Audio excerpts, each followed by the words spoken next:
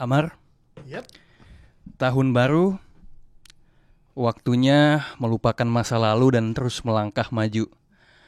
Jadi gue dalam kesempatan ini, gue mau minta maaf sama lo. Waduh, kenapa tuh? Karena gue setelah melihat Gue tahu dia. Lakers tanpa LeBron, gue mesti minta maaf sama lo, sama LeBron, Sama Paul jangan lupa. sama Paul, sama Bron Jr., Anaknya Paul juga. sama anaknya Paul, Yang bikin gue nggak enak karena gue terpaksa swearing depan dia. sama Clutch Sports, sama Maverick Carter.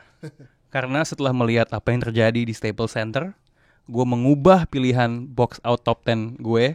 Dan nomor 1 itu James Harden. 2019 box out is back in the house.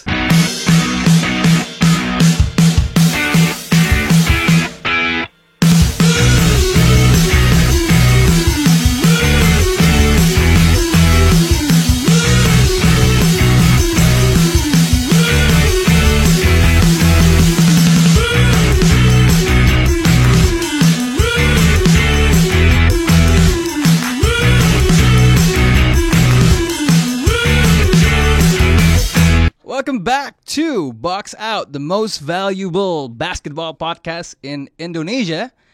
Cuman hari ini kita kayak YouTuber nih, karena kita collab sama Rocky Padilla, the one and only. Yay. Yo, what's up, Rock? What's up semuanya? Yo, man, so Rock, sebelum kita mulai, oh ya, seperti biasa ada orang baik, Amar. Yay, what up? Yep, ada Gamal, aka G-Spot, what up? So, Rock, kalau gue lihat dari That caught me off guard a little bit. AKA. G-Spot. Rock, kalau gue lihat dari video Instagram lo dan lain sebagainya, lo kayaknya habis akhir tahun kemarin lo globetrotting kayak biasa ke US. Can you tell us a little bit lo ngapain aja di sana, man? Biasanya emang kalau lagi banyak rezeki bokap gue, Wush. kita biasanya memang tiap tahun ada tradisi aja kayak keliling. Ini sekalian liburan keluarga kemarin, jadi sekalian keliling nonton beberapa game kan, kayak kalau nggak salah totalnya 9 game. Oh, slot, man. Lumayan lot, and then yang kasihan sih nyokap gue sebenarnya. Nunggu di hotel doang. Iya coba ya. So every year is almost like that. Jadi biar bokap sama anaknya bisa bonding dikit lah. Kalau lagi kayak gini kan, kalau lagi nggak liburan, biasanya anaknya keluar sampai malam nggak ketemu. Jarang ketemu ya? Iya, makanya. Bonding time over basketball ya. Lo nonton pertandingan apa aja ya? Yang pasti gue nonton Christmas game antara gue ngomong Cleveland, hampir gue ngomong Cleveland. Lakers and Warriors, and then gue sempet nonton Boston lawan Rockets, and last one nonton calon MVP tahun ini, Giannis. Tim Giannis dia nih. Tapi gue juga bilang MVP. Oh iya, oke. Tapi bukan nomor di top 10 ya. Oke. Walaupun memang sekarang James Harden creeping up ya, dengan the last 12 games gila 40 points average itu. It's nuts. Unbelievable sih. Ya, lo kan selalu menjalin tali silaturahmi nih dengan pemain-pemain NBA tertentu. Lo misalnya kayak I don't know, halal bihalal sama Donovan Mitchell nggak atau? Actually kemarin mau nyapa, cuma gue kan orangnya suka nggak enakan ya kalau ganggu orang warm up ya. Jadi kan ya udahlah, ntar aja lah, mungkin ketemu next time gitu. Tapi main halal bil halalnya sama Jaylen Brown, ketemu sama Jaylen Brown di Houston. Oh iya, pemain basket yang cukup hipster ya kalau dari interestnya gue lihat ya, suka Barcelona, liberal dan lain sebagainya. Oke, kita langsung masuk ke topik aja nih. Yang menarik ya kalau ngomongin NBA, sekali lu nggak ngikutin kayaknya pasti ada yang berubah gitu loh. Kayak gue kalau ngeliat West, kayaknya setiap minggu ada satu tim baru yang naik daun ya. I mean, tadi lo bilang soal James Harden tiba-tiba, you know what, gue bahkan lupa ya. Terakhir kali James Harden bikin angka di bawah 30, kayaknya gue belum akil balik, tau gak lo? Kayaknya it feels like a long time ago. Tapi okay, we've seen Houston dengan James Harden, kita lihat OKC, PG yang ya lagi lumayan bagus gitu. And then Bagus. sama apa namanya San Antonio Spurs yang mainnya agak anti mainstream ya, dengan banyak 2 point ketika DeMar DeRozan sama LaMarcus di lapangan. Mid-range game is back gitu. And Lakers yang agak merosot dikit setelah LeBron cedera selangkangan, groin. It didn't sound out right. Oke, mungkin gue lempar ke Rock dulu ya. Kalau menurut lo dengan situasi yang seperti ini, penantang yang half a season in gitu ya, penantang yang paling tangguh terhadap singgasananya Golden State, atau kalau misalnya Golden State emang nggak ada lawannya, who is the number 2 team in the West ketika playoffs nanti? Kalau gue masih Houston Rockets ya. Houston Honestly. Rockets? Honestly. Tapi kan Melo udah gak ada bro. Melo nggak apa-apa lah. Sitting on a 30 million without a job. So Oke, it's lagi okay. mancing dia, gue liat ya fotonya Iya, ya. lagi mancing. Nggak apa-apa lah. 30 juta yang penting udah aman lah. Tapi karena menurut gue Houston Rockets ini memang sedikit struggling. 9-14 kalau nggak salah startnya, tapi the last 15 game baru kalah sih tadi pagi ya lawan Milwaukee Bucks. Tapi menurut gue dengan James Harden perform seperti ini, average almost 40 points a game, man. Dan pengalamannya mereka udah ada juga season lalu melawan Golden State. Kalau kayak let's say Denver Nuggets, I know they are number 1 right now in the West, tapi kayak I'm not sure come playoff time gitu they are ready for the playoff gitu. Masih ijo gitu Iya, ya. masih belum ada pengalamannya gitu. San Antonio Spurs, OKC juga. It depends on how Russell gonna play in the playoff gitu. Kayak kadang-kadang kalau Russellnya ball hawk, they are done gitu. Nggak mungkin bisa compete dengan tim seperti Golden State. So honestly gue bilang sampai sekarang dengan lihat 15 game terakhirnya Houston Rockets, the biggest threat masih Houston Rockets menurut gue di West. Amar, lo kan di awal musim lo bilang kontender paling kuat terhadap dominasi Golden State musim ini selain Golden State sendiri itu OKC. Yes. Nah kalau lo ngelihat dengan apa yang dibilang Rocky tadi, peta persaingan sejauh ini, penantang terbesarnya tuh Houston dengan Harden yang sepanas ini atau tetap OKC? Kalau gue sih masih berpandangan sama kayak episode pertama podcast ini, gue bilang penantang terkuat Golden State adalah OKC. Keadaan Houston Rockets menurut gue kayak sebenarnya Rocky tadi bilang, ketika lo menanyakan soal penantang, at the end of the day adalah apa yang akan terjadi di playoff kan. Yep. Apa yang ditunjukkan sama James Harden biasanya adalah kemampuan dan keluar biasaan dia di regular season, dan biasanya memang mengalami permasalahan tertentu ketika udah masuk ke stage-nya playoff. Dan secara tim juga gue nggak melihat adanya perkembangan dari pemain-pemain lain secara signifikan. Oke lah, Capela jadi meningkat nih permainannya dengan gayanya Harden sekarang main gitu. Tapi kalau gue ngelihat OKC sangat punya potensi karena mereka ini, isu mereka adalah mereka nggak punya offensive play yang cukup bagus. Mereka hanya masih mengandalkan Paul George untuk mendulang poin, tapi banyak pemain lain yang memang kekurangan di kemampuan shooting dan lain-lain, karena kalau nggak salah mereka secara offense peringkat 19, tapi secara defense mereka peringkat 1 di NBA. Nah jadi menurut gua offense itu sebenarnya bisa di-create, bisa diperbaiki gitu loh dengan waktu yang tidak sepanjang dengan memperbaiki permasalahan defense. Jadi gua ngelihat bahwa gua masih mengandalkan atletismenya mereka, dan lu selalu melihat deh ketika OKC ketemu sama matchup, kita ngomongin matchup dengan Golden State, Steph selalu bermasalah dan dia kadang-kadang suka diumpetin buat jagain buat jagain Russell Westbrook, dan Russell Westbrook biasanya selalu bermain cukup bagus ketika bertemu dengan Steph Curry, dan interior defense mereka biasanya selalu diacak-acak dengan keberadaan Steven Adams. Makanya nanti apakah dengan keberadaan DeMarcus Cousins yang diprediksi akan main di tanggal 18 Januari ini bisa memperbaiki interior defense-nya mereka. We'll talk a little bit about DeMarcus nanti, tapi are you saying selain defense-nya lebih oke daripada offense, you would pick playoff P over James Harden? Playoff P. Iya, gua akan tetap memilih gitu karena gini, he's having his best season menurut gua. Bahkan sebelum dia cedera patah kaki itu, sebelum dia waktu dia masih main di Indiana dan lain-lain, gua merasa ini adalah season terbaik dia, dan gua belum pernah melihat permainan Russell Westbrook sedermawan ini gitu loh. Dia dermawan banget musim ini, gue ngeliat mainnya bener-bener ngebagi bola, ngelempar bola, dan tapi juga dermawan jacking up shots ya. Itu nature-nya dia agak sulit juga. Tapi maksudnya gini, ketika lo punya teammate yang dianggap sebagai pemain nomor 1 nge-shoot 21 kali pertandingan tapi tim lo masih menang, berarti kan tim lo punya kekuatan. Yes. Tinggal bagaimana, dan shoot itu Rocky mungkin tahu, shoot itu kadang-kadang itu soal feel yang lu kadang-kadang bisa hilang. Lu lihat aja kejadian Klay Thompson. Ya kalau lu namanya lagi bau, lu bau aja gitu loh. Yang nembak tiba-tiba keblok sama ini ya, sosok misterius yang kasat mata ya. Iya, tapi the flip side of the coin adalah hal itu tetap bisa diperbaiki, dan gue cukup yakin dengan atletisme yang dipunya sama pemain-pemain muda ini, secara defense mereka bisa cukup menyulitkan Golden State Warriors, dan penantang terberatnya gue masih menganggap mereka sih. Okay, so Rocky is going for the experience of Houston. Lo defense dan tapi Houston tuh bisa dibilang gini, ketika di playoff stage yang lumayan signifikan pertandingannya, mereka agak shrinking gitu loh permainannya. apalagi nanti misalnya dengan Chris Paul udah main lagi masuk, bagaimana mereka set up play yang sekarang sudah nyaman. Dan dari beberapa analisis yang gue lihat, apa yang dilakukan James Harden itu akan sangat luar biasa menyita stamina. Dan gak bisa dengan mudahnya orang melakukan itu secara konsisten, apalagi nanti masuk playoff stage. Dan jangan lupa, ketika playoff stage, wasit itu akan lebih keras. Maksudnya dia nggak akan semudah itu untuk nge-call. Dan jadi mungkin gini, maksud gue adalah poin gue adalah call untuk dilakukan free throw mungkin akan berkurang karena playoff akan berbeda stage-nya sama regular season. Itu poin yang terakhir lumayan signifikan, Rock. Gimana tuh menurut lo, men? Emang sih the main concern emang dengan James Harden juga gue takutnya dia fatigue ya. Usage rate-nya tinggi banget ya. Usage rate-nya emang tinggi Luar banget. biasa.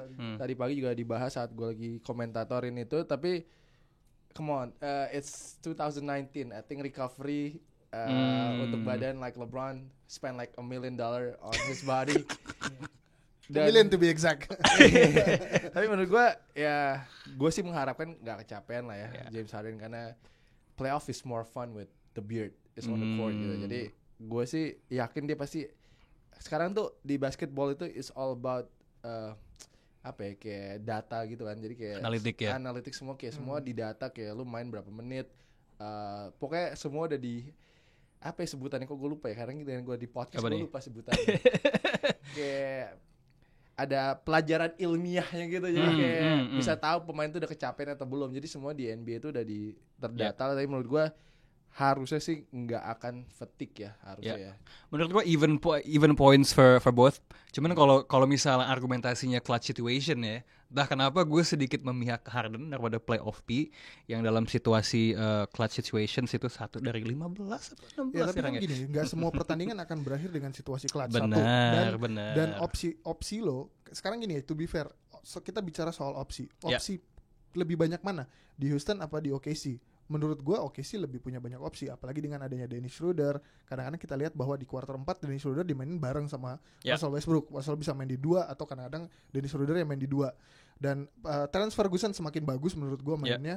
Jeremy Grant juga sangat atletis dan makin bagus nembak dari corner 3-nya. Menurut gue itu juga bisa jadi opsi mereka. Jeremy Grant sama punya jumper yang lumayan reliable. Yes. Jadi menurut gue ini cukup bisa. Dan kenapa gue tetap bilang OKC karena presidennya adalah yang mengalahkan Golden State Warriors adalah bukan dengan offense yang bagus tapi dengan defense yang tough. Defense, biasanya kayak gitu, karena kalau lu bisa nembak 5 kali 3 point, Golden State bisa nembak 7 kali atau 8 kali. Jadi menurut gua offense sama offense kadang-kadang lo akan kalah karena opsi mereka terlalu banyak gitu. Ya menarik juga untuk melihat nanti Houston gimana adjustment kembalinya setelah people like Eric Gordon sembuh lagi, Chris Paul ketika menitnya di stagger lagi kayak musim lalu, apakah akan impact ke James Harden yang musim ini hot banget tapi usage rate-nya tinggi banget.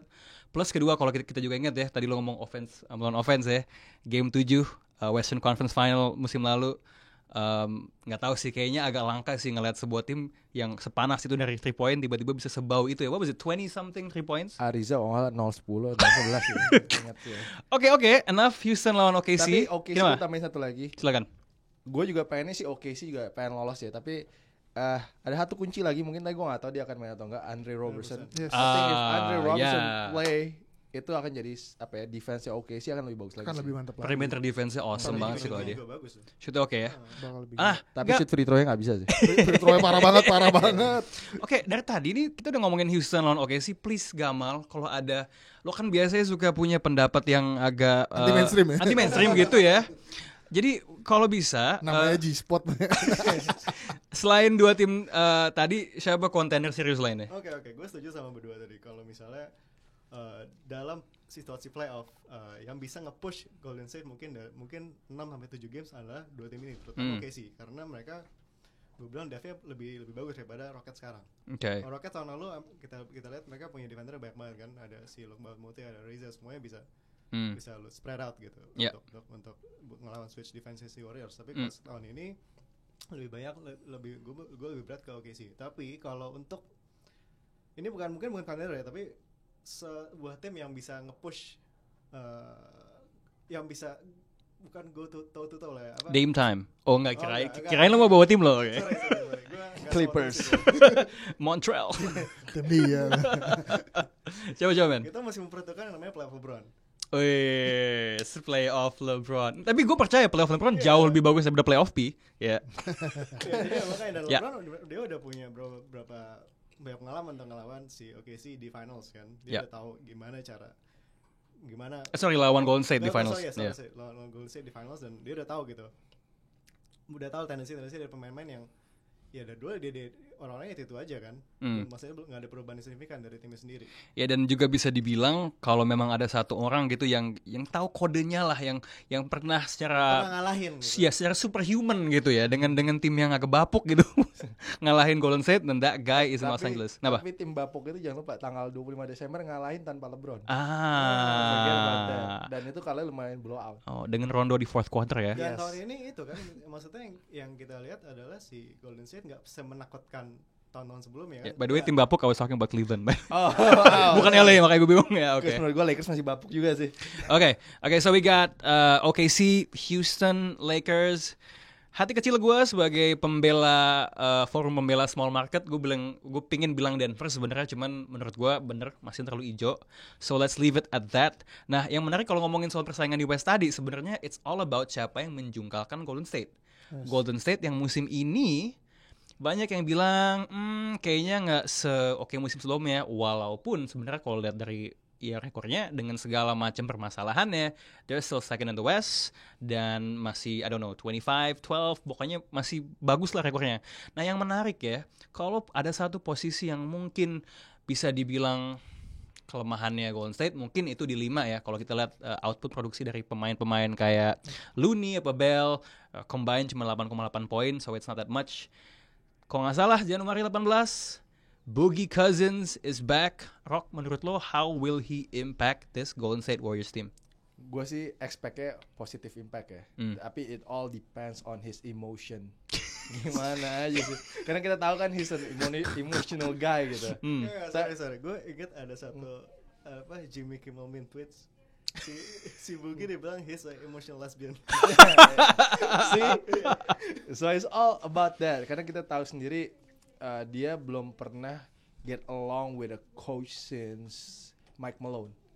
Jadi gue nggak tahu relationship-nya dia dengan Steve Kerr bagaimana.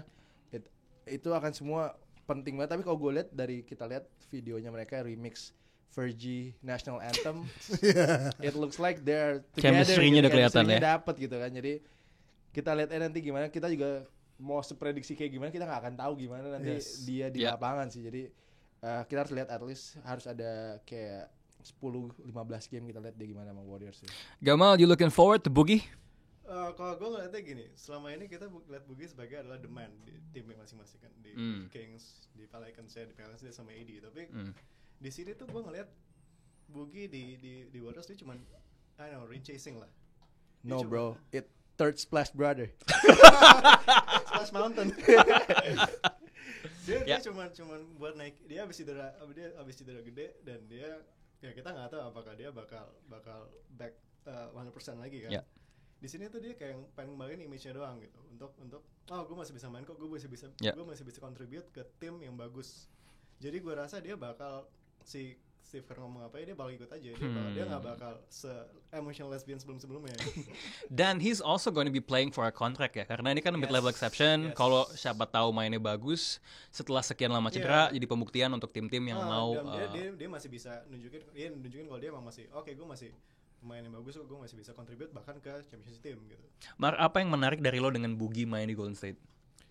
Yang menarik buat gue adalah ketika yang pertama pasti kita ngelihat faktor dari orang yang cedera abis segitu parahnya gitu loh. Dan berdasarkan apa yang pernah terjadi di sebelum-sebelumnya, nggak pernah ada big man dengan berat sekitar mungkin dia 280 sekian pound. Yeah, he's actually 40 pounds lebih berat dari siapapun di Golden State. Iya, dan orang bisa survive dengan keadaan itu karena Achilles heel lu kan bener-bener yang menopang badan lu secara keseluruhan dari atas sampai bawah. Mungkin kalau gue bisa bilang persamaannya sama big man Elton Brand, setelah dia cedera dia bener-bener nggak bisa ngapa-ngapain, dan dia lebih pendek padahal daripada Boogie ya, so Boogie lebih badan lebih gede lagi ya. Asumsinya dia lebih berat. Yang berikutnya adalah soal bagaimana mengubah pola permainan Golden State yang ada, karena di tipikal Golden State yang tim yang dibangun dengan konstruksi bahwa pemain 5 itu bertugas sebagai rim protector, dan secara offense mungkin hanya difokuskan untuk melakukan offensive rebound atau bisa melakukan screen dan lain-lain. Nggak pernah dalam sejarahnya kita melihat eranya Golden State yang sekarang ini seorang center itu ditugaskan untuk mendulang poin atau membuat misalnya menjadi second scorernya mereka gitu loh. Nah jadinya dengan posisi orang yang tadinya melakukan gini, dia sekitar sebelum dia cedera sekitar 28, sekian poin per game, 13, sekian poin rebound. Dan dia adalah orang bisa dibilang salah satu orang terbaik pemain terbaik yang belum pernah sama sekali merasakan yang namanya playoff. Nah jadi menurut gue ini juga jadi salah satu faktor bagaimana tipikal permainan Golden State yang cukup mengandalkan flowing bola yang cukup banyak dan kadang-kadang sekarang mengandalkan ISO-nya di Kevin Durant bermain dengan tipikal pemain yang sebenarnya punya karakter sebagai alpha. Nah itu yang agak sulit untuk menyesuaikan. Jadi gini, emosional lo akan bercampur ketika lo sedang struggling untuk cedera, karena nanti dia main tanggal 18, asumsikan dia main tanggal 18. Gua rasa dia masih butuh sekitar 1 bulan untuk adjust dengan gaya permainan di NBA seperti apa, dan dengan asumsi bahwa dia tetap sehat ya. Nah jadi menurut gua itu akan menjadi frustasi buat pemain-pemain NBA, bagaimana ditambah tadi itu dengan pemikiran bahwa dia ada kontrak akhir, dan juga asumsikan yang tadi Rocky bilang, banyak banget orang-orang dan analis-analis di NBA yang mengatakan bahwa ini orang seriously punya mental issues. Jadi dia memang punya permasalahan emosional dan lain-lain. Apakah dia bisa, nggak pun dia nyambung sama timnya, ketika dia ribut sama tim lain itu jadi isu kan buat timnya dia juga gitu dengan wasit. Jadi menurut gue banyak faktor yang menentukan itu gitu loh. Dan struktur Golden State Warriors tidak dibangun dengan skema itu. Jadi gue nggak tahu nanti racikan Steve Kerr akan seperti apa. Ya dilematis juga ya. Buat Buginya sendiri ya. Iya. Kemarin gue baca ada kutipan dari Kevin Durant.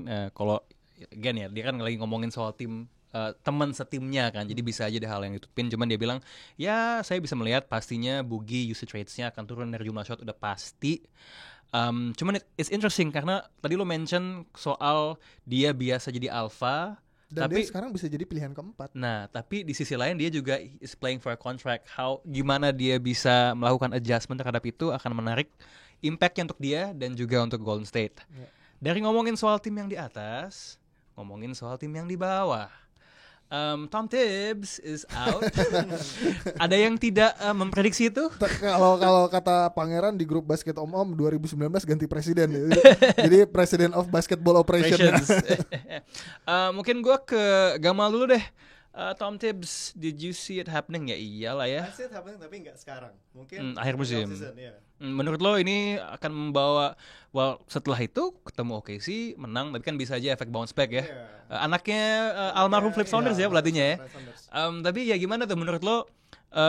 At least untuk sisa musim ini adakah efek positifnya untuk this organization? Gue nggak tahu ya apakah mereka. Makanya ini gue bingung sih ya sama moves ini karena nggak jelas ya diarahnya mau kemana. Apakah dia masih mau contending for a playoff spot atau dia mau, misalnya kalau misalnya dia pengen contending for a playoff spot, gantilah sama pelatih yang udah proven, jangan sama assistant pelatih yang Umurnya masih 32 masih Damn. belum jelas. Lo berapa sih umurnya? 31. Oke. Oke. Terus dan dia juga President of Basketball Operations juga diganti kan, berarti ini kan mau jadi apa ini tim gitu. Dan ini ya oke lah, ini masih mungkin before half the season, tapi gue pengen ngeliat dulu next move-nya apa dari situ. Ada rumor yang menghubungkan Fred Hoiberg. Nah ini lingkaran setan atau apa sih ini? Gue bingung kayaknya satu yang punya Bulls sama Timberwolves itu kayaknya satu holding company. Ada kongsian kalau misalnya dia diambil. Undernya Rothschild gitu. Illuminati. Enggak, Rock, kalau lo what's your take on the whole situation di Minnesota? Surprise ya semua pasti ya. Abis menang lawan Lakers. Enggak, menang gue lupa. Menangnya 23 poin lawan Lakers kalau Iya. Oh, it's a big win. Iya, dan tiba-tiba pulang ke rumah everybody just minding their own business. Dia telepon gitu. Dipecat. Tapi actually I like this move karena di NBA itu selalu dari zamannya siapapun itu president of operation and head coach itu nggak bisa jadi satu. Selalu gagal itu dimanapun itu, dan itu terjadi juga dengan Doc Rivers. Akhirnya dia dicopot juga title president of operationsnya. Stan Van Gundy juga kan? Iya, dan Stan Van Gundy di Detroit. Kalau Pop punya Buford, tapi tetap ada GM. katanya final say-nya konon tuh di Pop. Mereka tetap ada katanya. GM. Tapi gue suka dengan pilihan Ryan Saunders ini. Gue harapkan sih sebenarnya dia stay sampai the whole season ya. Because kenapa gue bilang gitu? Gue liat semua pemainnya Timberwolves ini bisa relate ke dia. I think dia tuh kayak apa ya, kayak glue guy tapi Glue dari guy, tapi apa pelatih. front office gitu iya, ya. kayak anak-anak itu tuh kayak Anak-anak muda butuh pelatih muda betul. gitu. Jadi kayak bisa nyambung aja semua. Kayak lu bisa lihat dari selebrasinya mereka menang game Yes. pertama mereka itu di locker room disiram-siram gitu. Eh, Ini benar-benar kayak I kayak think- menang NCAA tournament. Iya, I think the players wants to play for him gitu. Jadi benar Ya. ini tapi baru satu game ya. Kita lihat aja nanti game berikutnya bagaimana, karena kita tahu game pertama tiap kali ganti pelatih itu biasanya menang. Ay. Biasanya menang. Jadi kita lihat nanti game keduanya gimana. Ya kita doakan saja tidak akan ada semakin banyak eksodus dari Chicago Bulls yang pindah ke Minnesota. Ngomong-ngomong soal bekas pemain Chicago sama Minnesota, di segmen 2 kita bakal ngomongin soal seorang Jimmy Butler.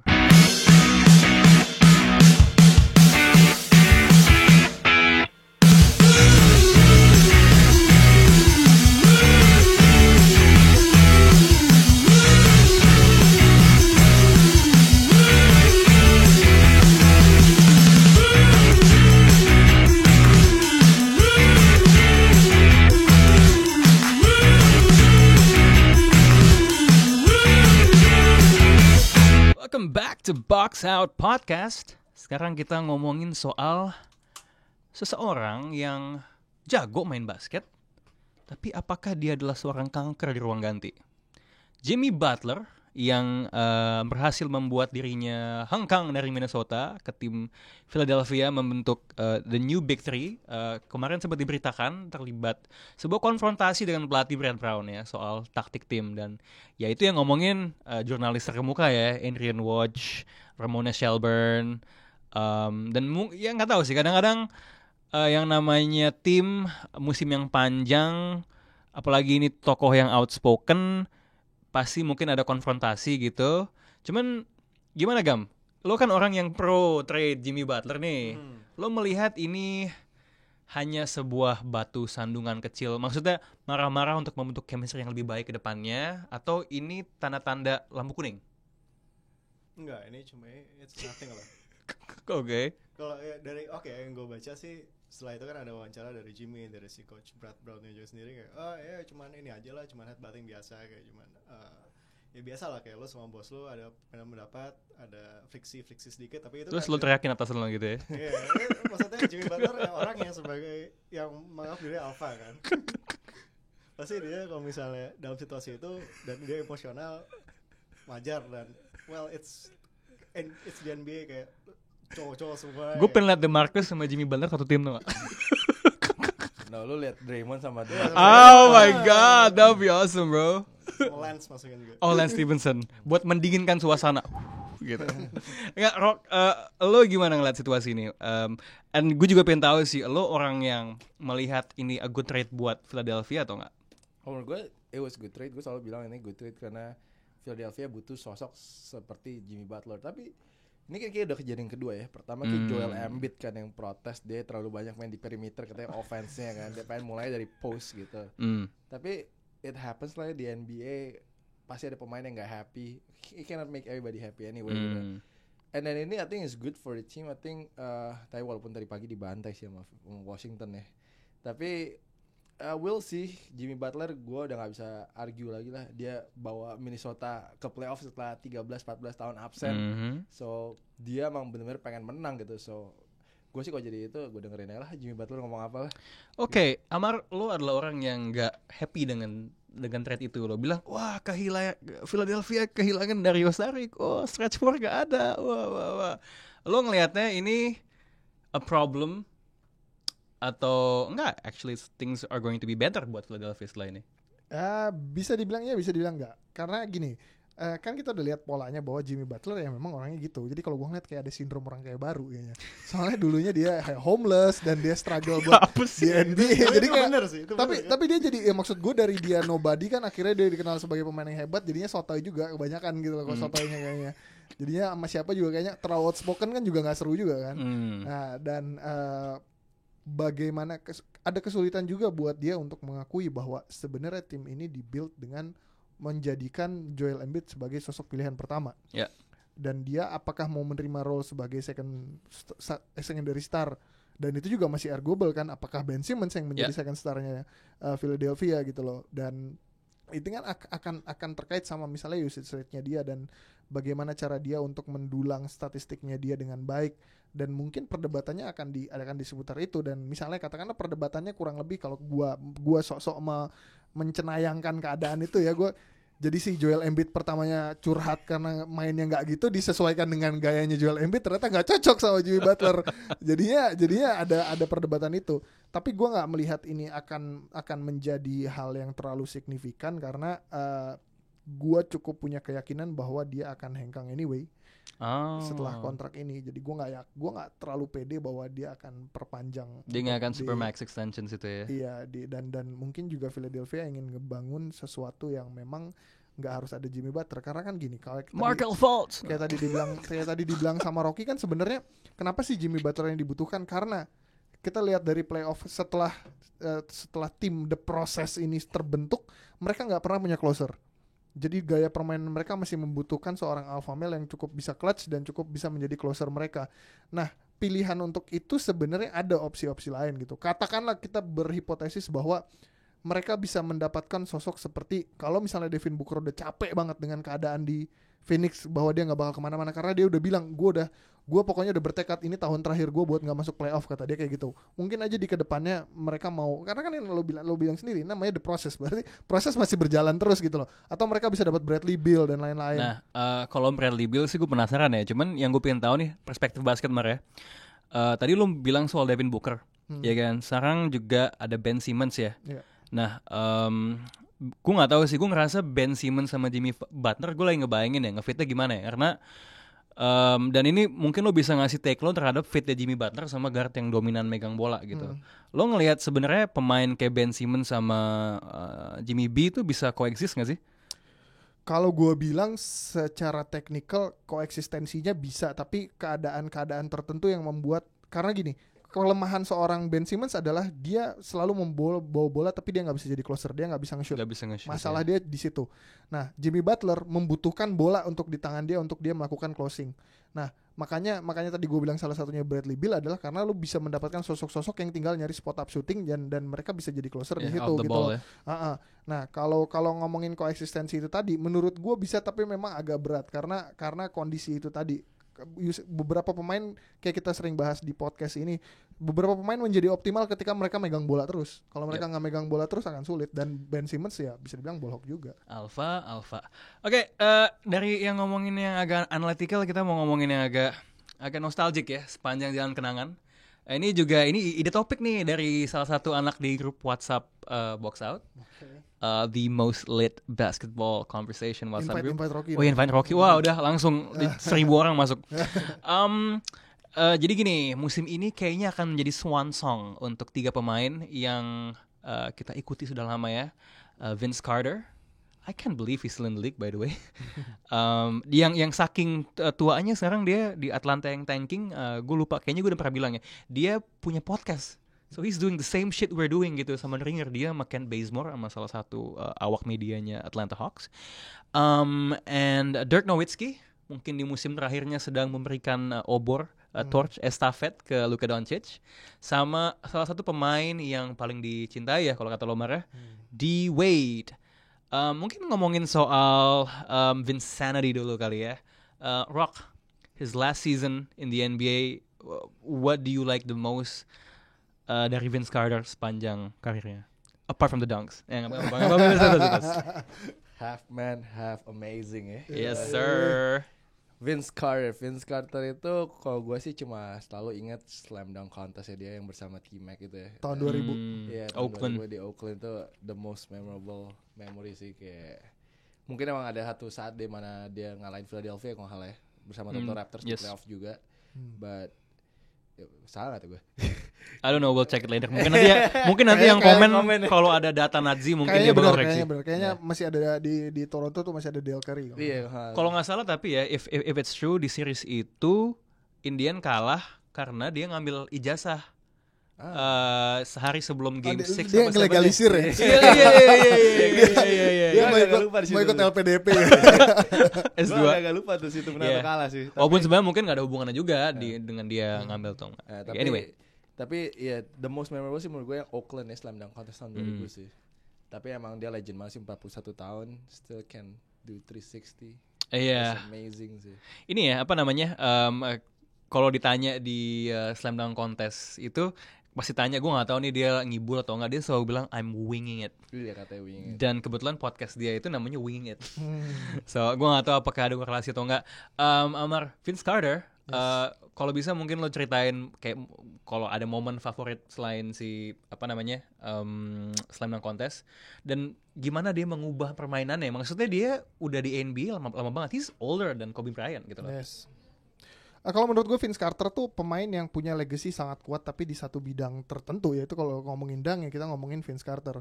Dan unfortunately dengan keadaan kayak gitu membuat dia menjadi pemain yang hanya bisa dibilang gue cukup yakin bahwa dia the greatest NBA dunkers of all time. Dan permasalahan dengan legacy yang dia bangun itu adalah dia tidak bisa untuk membuktikan bahwa dia cukup bisa menjadi pemain yang punya kemampuan di segi lain gitu, dengan kemampuan defense maupun offense. Offense dia mungkin juga sempat bagus, tapi kan orang tetap kenal begitu. Lo ngomong Vince Carter tadi dunk, Vince Carter pasti dunk, dan bisa dibilang gua kesian sih sama dia karena dia tuh belum pernah dapat gelar. Dan kadang-kadang di NBA kayak kita pernah ngomongin kenapa orang suka banget sama pemain-pemain yang atletis, karena pemain-pemain yang atletis itu menghibur untuk ditonton, tapi mereka itu belum tentu bisa long lasting dan belum tentu bisa diutilize di sisi lain. Kayak kita nggak pernah dengar lagi yang namanya Desmond Mason, kita nggak pernah dengar lagi Jason Richardson.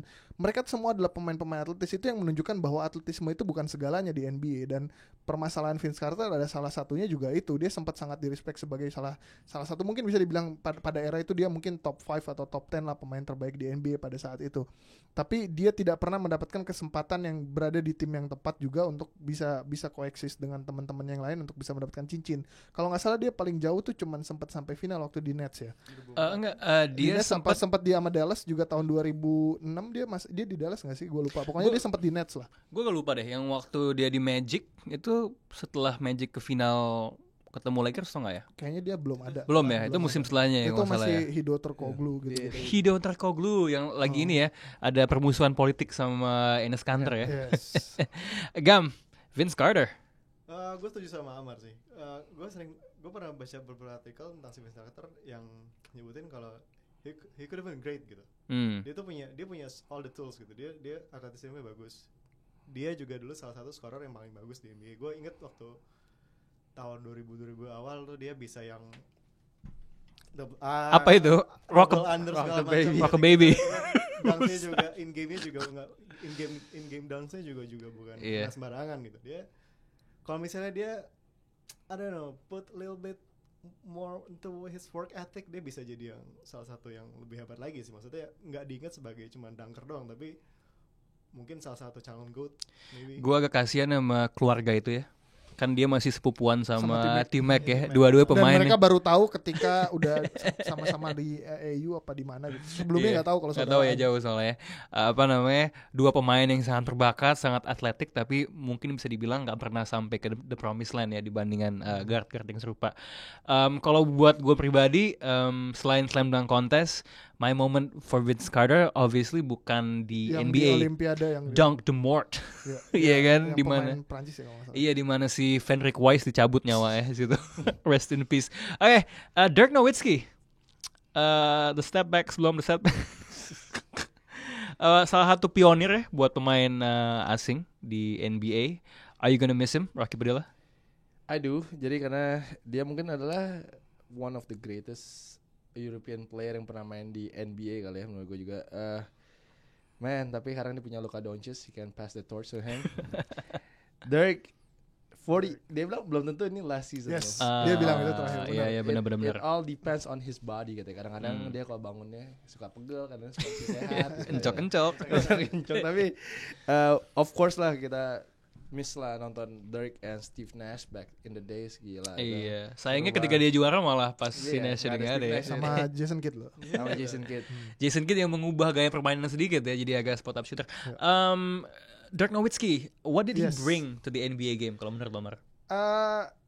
his uniqueness sih, karena dia termasuk salah satu pemain-pemain awal dari Eropa yang punya peran yang cukup baik karena permainannya sangat fundamental dan berbeda dari pemain-pemain pada saat itu. Pada saat itu era big man lagi kuat-kuatnya dan tipikal pemain big man adalah bermain di paint area, bermain dengan kekuatan footwork dan kekuatan badan untuk bisa benar-benar get to the basket, dan dia yang dia lakukan justru baliknya, dia melakukan step back, dia melakukan shoot yang satu kaki ngangkat dan lain-lain, dan bisa dibilang dia salah satu, mungkin bukan satu-satunya tapi salah satu pionir dari big man yang benar-benar punya kemampuan mid range yang sangat luar biasa.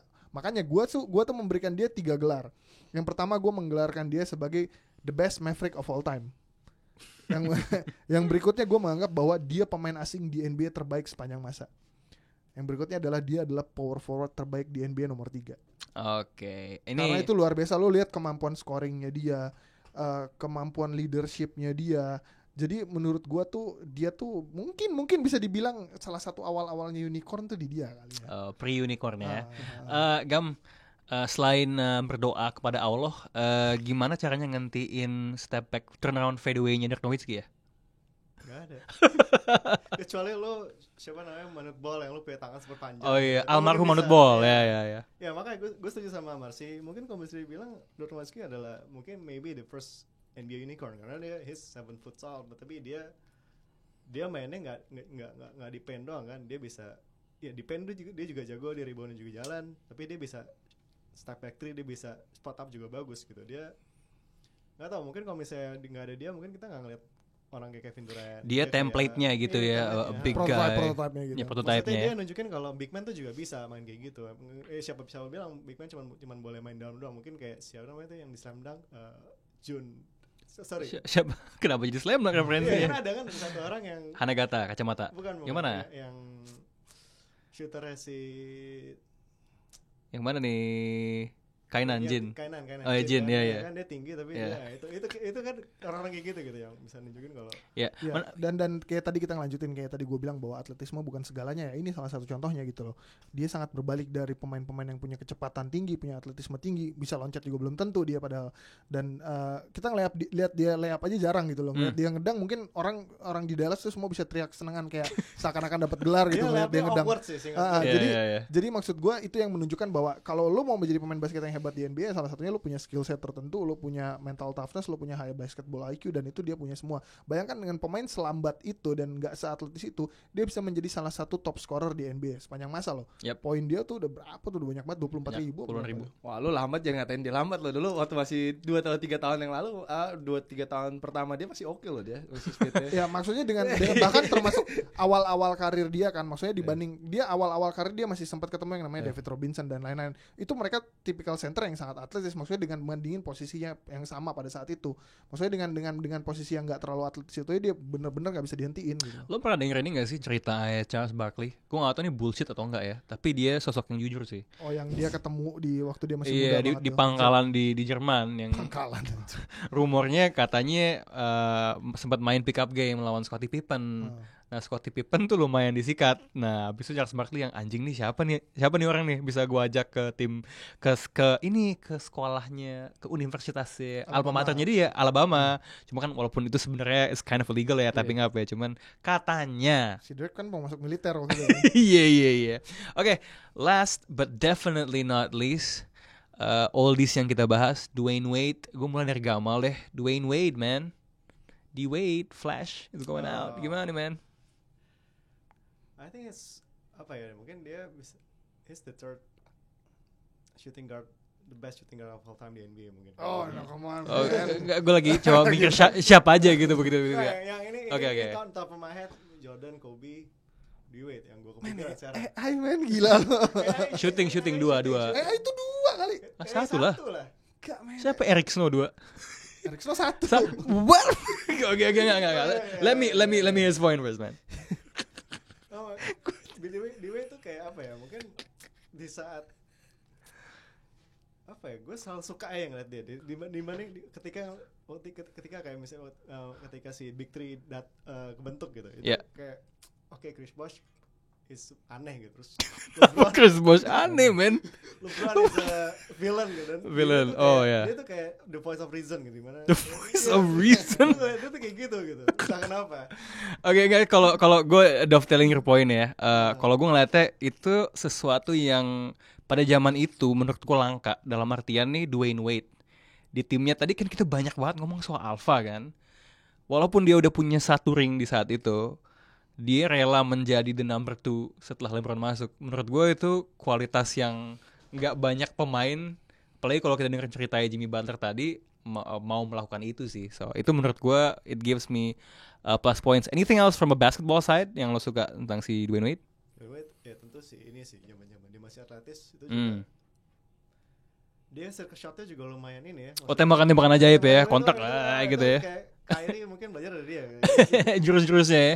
Mar, Yap. soal D-Wade.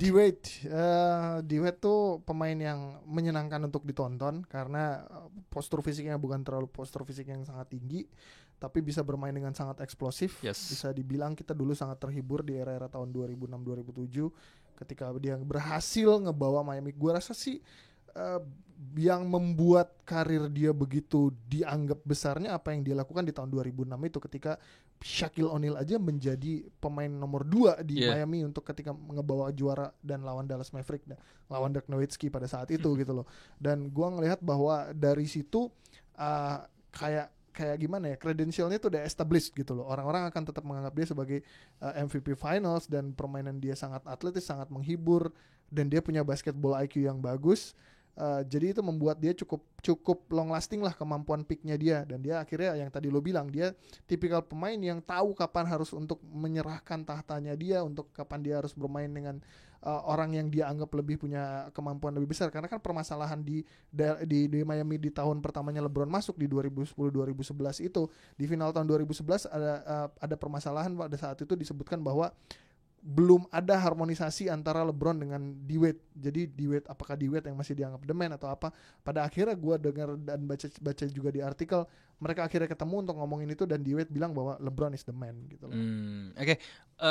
Rock, lo do you have any D-Wade stories? Kayak lo pernah ketemu dia atau apa gitu gak? Pernah ketemu sekali di Jepang, FIBA World Cup tahun 2006. Oh, long time ago. It was a long time ago. Tapi gue selalu inget. Jadi gue waktu itu ada beberapa orang juga yang nunggu di hotel, tapi karena gue kasih dia foto, dia cuma mau fotonya sama gue doang. Jadi dia nggak mau foto sama orang lain. Jadi waktu itu dia lagi mau masuk lift, gue stop aja, gue kecegat, gue kasih foto. Terus dia tanya, Stalker. iya, come on man, my stalking skills is really good. Mesti gitu sih, nggak dapet ya. Iya, kalau nggak dapet itu dia bilang, oh ya karena lu kasih gue foto, gue mau di foto bareng sama lu gitu. Tapi One Last Dance ini temanya sekarang D-Wade. Gue inget banget dulu pertama kali gue suka main D-Wade saat dia ngedang depannya Baron Davis. Itu gila banget. Di situ gue langsung cinta banget sama D-Wade. Dan gue ngikutin juga karirnya karena dia satu draft class dengan jagoan gue, Carmelo Anthony. You're the man, Rock. Berarti jamaah Melo. Iya, aduh. Jadi gue ngikutin si karirnya dan D-Wade ini, man, ya boleh dibilang salah satu shooting guard terbaik sepanjang masa juga dengan dia punya ring juga. Tapi gue sangat menyayangkan sekali karirnya dia harus pindah ke Cleveland. Menurut gue kalau dia waktu itu stay di Miami and then the whole career satu tim aja, that would be nicer. Selain Pat Riley, Pak. Karena kan sebelumnya dia ke Bulls dulu baru. Yeah. ke- Oh ya, Iya, sorry, iya, iya. sama Diputar Bulls dulu. juga. Ya, kalau buat gue nambahin satu hal tentang D-Wade, you guys have already talked, wax lyrical about him ya. Dia yang stand out di gue entah kenapa. Tadi kan lo bilang dia eksplosif ya.